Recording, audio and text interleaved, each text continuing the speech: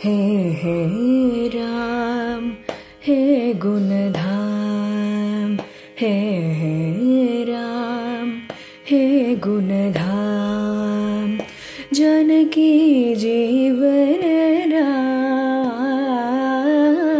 राघव सुंदर राम।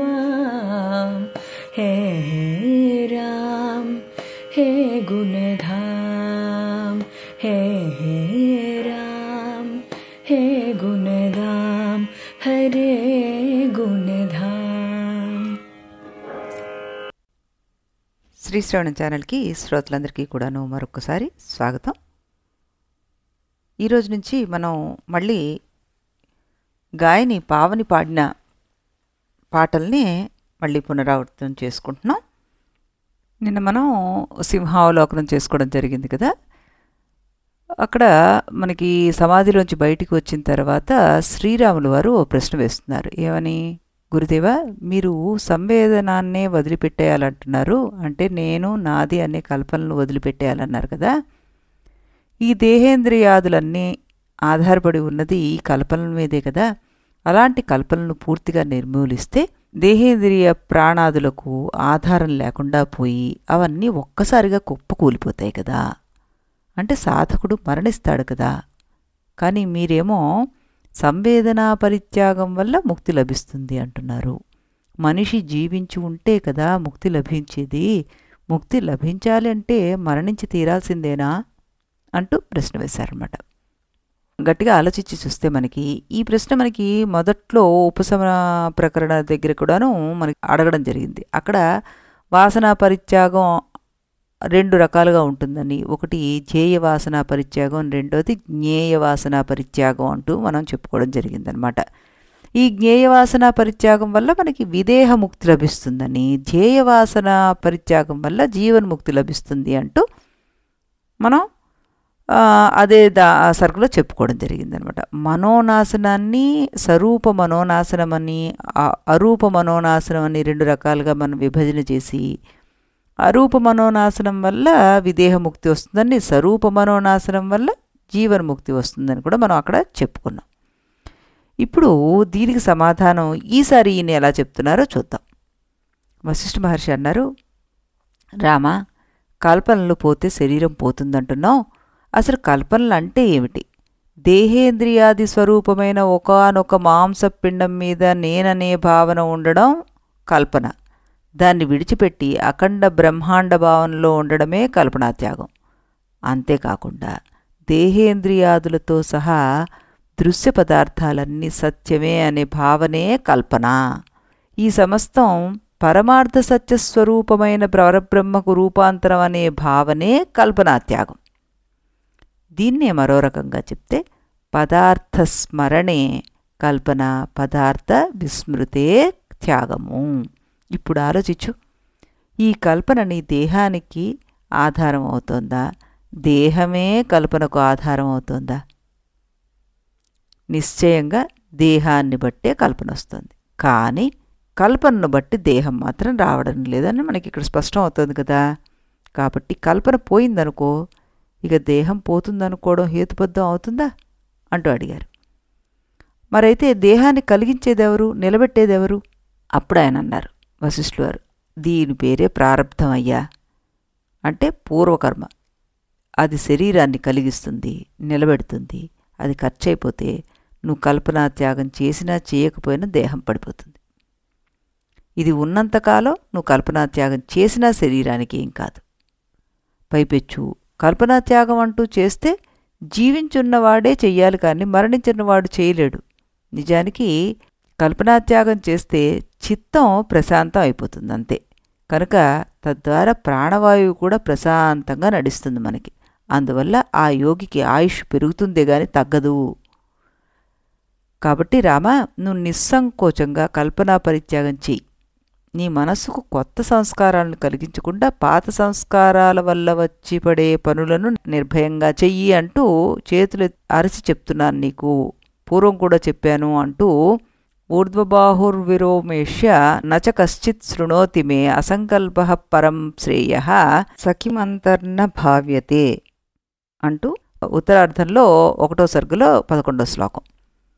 మనకి సేమ్ శ్లోకం అక్కడ 126వ సర్గలో 94వ శ్లోకంలో వచ్చిందనమాట. చేతులు ఎత్తితే అరుస్తున్నాను, గోల పెడుతున్నాను, ఒక్కడు కూడా నా మాట వినట్లేదు, సంకల్పత్యాగమే పరమశ్రేయస్సు, దాని లోపలికి ఎందుకు తీసుకోవడం లేదు ఎవరు కూడాను అంటూ ఆయన ఇది ఒక మోహ మహిమ, ఈ సంకల్పత్యాగం అనేది అతి సులభమైన, పరాపేక్ష లేనిదైనా, ఏమీ చేయకుండా ఒట్టిగా కూర్చుంటే దొరికేదైనా ఎవ్వడూ దీన్ని పట్టించుకోవట్లేదు అని ఆయన ఇక్కడ చెప్పుకొచ్చారనమాట. బహునాత్ర కిముక్తేన సంక్షేపాదితముచ్యతే సంకల్పనం మనోబంధ తదభావో విముక్త అన్నారు. రామా, ఎక్కువ మాట్లాడేందుకు, సంగ్రహంగా చెప్తాను విను. సంకల్పన అంటేనే కల్పన చేయడం, దాన్ని వదులుచుకోవడం ముక్తి అన్నారు. అనగానే శ్రీరాముడు దానికి ఉపాయం ఏమిటి అంటూ అడిగారు. దానికి చేయాల్సిన పని ఏమీ లేదు, మానవలసింది ఏదీ లేదు, ఎలా ఉన్నావో అలా ఉండిపో. పశ్యన్ కర్మణ్య కర్మత్వం అకర్మణిచ కర్మతాం యథాభూతార్థ చిద్రూప శాంతమాస్వ యథాసుఖం అంటూ శ్లోకం 29లో చెప్పారు. నువ్వు చేసే పనిలో ఆ అకర్మను చూసుకో. అకర్మ అంటే నిష్క్రియ బ్రహ్మ. ఆ అకర్మలో అవశ్య కర్తవ్యమైన కర్మను మాత్రం చూడు. అలా చూసుకుంటే నీ స్వస్వరూపం చిద్రూపంలో ప్రశాంతంగా సుఖంగా ఉండిపోతుంది అంటూ చెప్పి, కర్మణ్య కర్మయ పశ్యేత్ అకర్మణచ కర్మయ స బుద్ధిమాన్ మనుష్యేషు సయుక్త కృష్ణ కర్మకృత్ అంటూ మనకి భగవద్గీతలో శ్లోకం. దీనికి ఇక్కడ మ్యాచ్ చేసుకోవచ్చు మనం. అంటే ఏంటి, ఎవడు కర్మలో అకర్మలో కర్మను చూస్తాడో వాడే తెలివైనవాడు, వాడే యోగ సంపన్నుడు, వాడే సమస్త సత్కర్మలు చేసినవాడు. కనుక రామ, నీలో సంకల్పాలు పుట్టకుండుగాక అన్నారు. ఆ తర్వాత రామ అసంసక్తమతిష్ఠ హా శిలోదార మౌనవాత్, మనస్సులో సంసక్తులన్నీ వదిలిపెట్టేసి బండరాతిలాగా మౌనంగా ఉండిపో అన్నారు. అప్పుడు శ్రీరాముడు అన్నారు, గురుదేవ, కేవలం అసంశక్తి వల్ల పాత కర్మలన్నీ ఎలా పోతాయి? అందుచేత అసంశక్తితో పాటు కర్మత్యాగం కూడా ఉండాలి. జ్ఞాని నేను నాది అనే దుర్వాసనలు వదిలిపెట్టేసిన వాడికి కర్మ చేస్తే వచ్చే శుభం ఏముంది, మానేస్తే వచ్చే శుభం ఏముంది? కనుక అన్ని కర్మలు మానేసి తూష్ణీం భావంతో ఏమీ చేయకుండా ఉండడమే ఉత్తమం కదా అన్నాడు. రామ, కర్మ అంటే ఏమిటి? కర్మకు మూలం ఏది? కర్మను నశింపజేసేది ఎలా? కొంచెం వివరంగా ఇప్పుడు చెప్పు, నువ్వు నాకు ఇంతవరకు విన్నావు కదా అంటూ అడిగారు. గురుదేవా, ఎవరైనా సరే దేన్నైనా నశింప చేయదలుచుకుంటే దాని మొదలు నరికేయాలి. మనం ఇక్కడ కర్మను నశింపు చేద్దాం అనుకుంటున్నాం కనుక కర్మకు మూలం ఏమిటో అన్వేషించాలి. కర్మకు మూలం దేహం, దేహానికి మూలం జీవుడు. విషయోన్ముఖమైన చైతన్యమే జీవుడు. కాబట్టి చైతన్యం తేజస్సు, జలం, అన్నం అనే భూతత్రయంలో ప్రవేశించి జీవుడు అవుతోందని చాందోగ్యోపనిషత్తు చెప్తోంది మనకి. కనుక ఆ జీవుల్లో విషయాంశ, చేతనాంశ అనే 2 అంశాలు. వీటిలో విషయాంశకు మూలం అవిద్యాసహితమైన చైతన్యం, చేతనాంశకు మూలం శుద్ధ చైతన్యం. దానికి మరో మూలం లేదు. కాబట్టి గురుదేవా, కర్మలన్నిటికీ అసలైన మూలం చైతన్యము విషయోన్ముఖం కావడమే. దీన్నే వేదనం అంటారు. ఈ వేదనం మొదట అహంకారాన్ని పుట్టిస్తుంది. దానివల్ల నేను కర్తను అనే భావం కలుగుతుంది. ఆ భావం కర్మలకు కారణమవుతుంది. కనుక ఆ వేదన తొలగించుకోగలిగితే కర్మ పరిత్యాగం సాధ్యమవుతుంది. ఇవన్నీ మీరు చెప్పిన మాటలే నాకు అంటూ చెప్పారనమాట. చెప్పగానే వశిష్ఠులు అన్నారు, కానీ రామ, నువ్వు చెప్పిన వేదన తొలగాలంటే మానవుడు శారీరక, మానసిక సమస్త కర్మ పరిత్యాగం చెయ్యాలి. ఎందుకంటే శరీరం ఉన్నంతవరకు ఏవోవో దృశ్యధ్యాసాలు ఉండనే ఉంటుంటాయి. నువ్వు చెప్పిన వేదనం ఎప్పటికప్పుడు ఏదో విషయాలను తెలుసుకుంటూనే తెలుసుకుంటుంది. అంటే కర్మ పుడుతూనే ఉంటుంది మనకి. ఒక సుషుప్తి దశలో ఏ భ్రాంతులు, ఏ వేదనలు ఉండవు. కానీ అది సుస్థిర దశ కాదు. మళ్ళీ జాగ్రత్త స్వప్నాలు వస్తూనే ఉంటాయి గనక నువ్వు చెప్పే కర్మ పరిత్యాగం ఎప్పటికీ సంభవించదు. అందుకే నేను తూష్ణీం భావాన్ని సాధించాలి అన్నాను. ఇక్కడ తూష్ణీభావం అంటే ఏంటి? మనస్సులో సంసక్తి లేకపోవడం అని చెప్పాను నేను నీకు. దాన్ని సాధిస్తే యథాప్రాప్త వ్యవహార కాలంలో కూడా, అంటే మనకు మామూలుగా లభించే ఈ మామూలు వ్యవహారంలో కూడాను నేను కర్తను కాదు అనే భావం మనకి స్థిరపడిపోతుందన్నమాట. అప్పుడు అంటే అంతా పరమాత్మే, నేను చేస్తున్నది కేవలం నేను ఇన్స్ట్రుమెంట్ని మాత్రమే అన్న భావం మనకి స్థిరపడిపోతుంది. అప్పుడు కర్మ జరుగుతున్నా సరే కర్మత్యాగం సంభవిస్తుందన్నమాట. నువ్వు చెప్పిన కర్మత్యాగానికి ఒకటే ఉపాయం, దానికి ఆత్మనిష్క్రియమనే జ్ఞానమే మంచి మార్గం అన్నారు. అప్పుడు శ్రీరాములు వారు అన్నారు, గురుదేవా, ఆత్మనిష్క్రియం అనే జ్ఞానం కలిగితే దృశ్య ప్రపంచ భ్రాంతి నశిస్తుంది. అంతేగాని వేదన ఎలా బాధింపబడుతుందో నాకు అర్థం కాలేదు. అంటే కారణంతో సహా అది ఎలా నివర్తిస్తుంది, ఎలా వెళ్ళిపోతుంది, ఇది చెప్పండి అంటూ అడిగారు. అప్పుడు రాముల వారితోటి మన వశిష్ఠుల వారు అంటున్నారు, రామ, వేదనం అంటే విషయోన్ముఖమైన చైతన్యం అని నువ్వే కదా చెప్పావు. ఉన్ముఖము అవడం అంటే ఏమిటి? జీవ చైతన్యంలో దృశ్యాలతోటి తాదాత్మ్యం చెందడం, అంతే కదా. చైతన్యం జీవరూపంలో ఉంది అంటే అక్కడ విషయాలతో కలిసిపోవడం అనే ప్రక్రియ జరుగుతోంది అని అర్థం. కనుక నీ వేదనం అంతా క్రియామయం. ఆత్మనిష్క్రియమనే జ్ఞానం వల్ల నీ వేదనలోని విషయ భాగం పూర్తిగా బాధింపబడుతోంది. అది పోతే దాంతో తాదాత్మ్యానికి ప్రసక్తి ఉంటుంది చెప్పు ఇంకా. కనుక వేదనమే ఎగిరిపోతుందన్నమాట. అది పోతే జీవుల్లో ఉన్న చిదాభాసత్వం అంటే చిత్తు ప్రతిబింబం, చిత్తు యొక్క ప్రతిబింబమే కదా అది మనలో ఉండేది, అది కాస్త పోయి చైతన్యత్వం మాత్రం మిగిలిపోతుంది. అంటే జీవుల్లోని క్రియ కూడా లేకుండా పోయినట్లే అవుతుందన్నమాట. అందుకే నేను నిష్క్రియాత్మ బోధ వల్ల కలిగే అసంశక్తి ద్వారా కర్మత్యాగాన్ని సాధించు అంటూ చెప్తున్నాను అన్నారు. అప్పుడు శ్రీరాములు వారు అన్నారు, గురుదేవా, నా అసతో విద్యతే భావ నా భావో విద్యతే సతః. ఇది మీరే చెప్పారు ఈ సూత్రం కూడాను. అలాంటప్పుడు వేదనం కాస్త ఆవేదనం ఎలా అవుతోంది అన్నారు. నువ్వు చెప్పిన సూత్రం సత్యం, కానీ నువ్వు చెప్పిన వేదనం సత్యమయ్యేటట్లయితే అది ఆవేదన అయి ఉండేది కాదు. కానీ వేదనం అనే శబ్దంలో కానీ దాని అర్థంలో కానీ సత్యం లేనే లేదు. అవి అచ్చంగా రజ్జు సర్ప భ్రాంతిని కలుగజేస్తుంది మనకి, భ్రాంతి వంటివి. సత్యం కానీ వేదనం, ఆవేదనం కాక ఏమవుతుంది చెప్పు. కనుక రామ, నువ్వు వేదన అని పట్టుకోకు. దానికంటే జ్ఞప్తి అనే శబ్దాన్ని, దాని అర్థాన్ని పట్టుకోవడం మంచిది. జ్ఞప్తి అంటే శుద్ధ జ్ఞానం. వ్యావహారిక దశలో ఉండే జ్ఞానాన్ని పేరు వ్యావహారిక జ్ఞప్తి, అది వేరు. వట్టి జ్ఞప్తి అంటే కూటస్థ చిన్మాత్ర స్వరూపం, అదే ప్రణవార్థం, అదే మోక్షకరం. ఈ విషయాన్ని గుర్తించి విక్షేపరహితంగా ఉండాలి. ఇలాంటి జ్ఞప్తి కలవాడికి పుణ్యపాపాలు ఉండవన్నమాట. మారేడుకాయలోని గుజ్జే అందులోని గింజగా మారుతుంది. అలాగే చిద్రూపుడైన పరమాత్మే చిత్తంగాను త్రిపుటిగాను రూపొందుతున్నాడు. అందువల్ల ఈ త్రిపుటి ఆత్మ కంటే భిన్నం కాదు.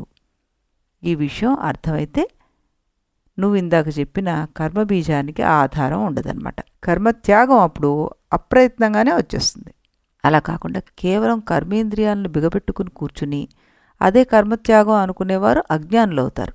అంటే కోరిక ఉన్నా దాని మీద మనం దాన్ని నిగ్రహించుకుంటూ ఉంటాం. అవకాశం వస్తే అది బుస్సులు లేస్తుందన్నమాట మళ్ళీ. అందుకని అలా చేయకూడదు అని ఇక్కడ చెప్తున్నారు. సారాంశం ఏంటంటే కోరిక లేని క్రియ అక్రియ అవుతుంది, అది దగ్ధబీజం వంటిదే అవుతుందన్నమాట. కనుక జ్ఞానం ద్వారానే కర్మత్యాగాన్ని సాధించాలి. జ్ఞానం వల్ల అహంకార మమకారాలు శాంతిస్తే మనకి మోక్షం సులభం అవుతుంది. శుద్ధ చైతన్యం విషయోన్ముఖమైనప్పుడు మొట్టమొదటగా జన్మించేది అహంభావమేనని ఇప్పుడే నువ్వు చెప్పావు. ఆ అహంభావానికి తోబుట్టువే మమకారం. ఆ తర్వాత ప్రపంచం మొత్తానికి ఈ రెండూ కలిసి మూలం అవుతూ ఉన్నాయన్నమాట. అందుచేత ఈ అహంకార మమకారాలను ముందుగా నశింపచేసేసుకోవాలి. దానికోసం అనుక్షణం అనహంభావాన్ని వృద్ధి చేసుకోవాలి. ఇక్కడ అనహంభావం అంటే అహంభావానికి వ్యతిరేకం. ఇది నేను కాదు, ఇది నేను కాదు అనే భావన అన్నమాట. శ్రీరాముడు అనహంభావన కూడా ఒక భావనే కదా. భావన అనేది అధ్యాసలో భాగమే అవుతుంది కదా. మరి దాన్ని వదిలించుకోవడం ఎలాగా అంటూ అడిగారు.